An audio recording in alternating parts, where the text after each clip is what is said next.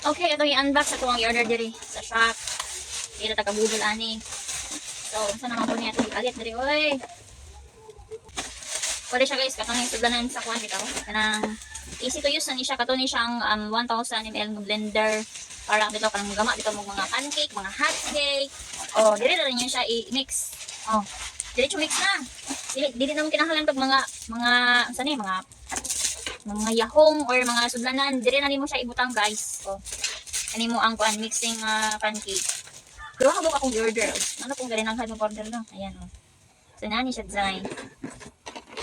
Dire siya ni may mix. 1000 ml ni siya. Ayan. Easy to use. Muna siya ang maka-mix dito kana bitan ibutang niyo diri sa mga mixing nga pancake, ana ra siya dira oh. Easy to use ra ni siya design. Ano na siya design? Ni open lagi siya. Barato lang siya design. 100 plus lang ni dira sa tong yellow basket.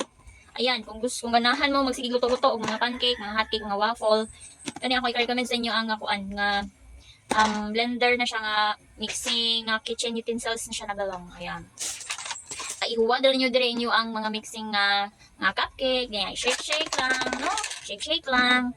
Yes, so para to na sa itong yellow basket, oh. Pamalit na mo diya ha, kita 100 plus na ni.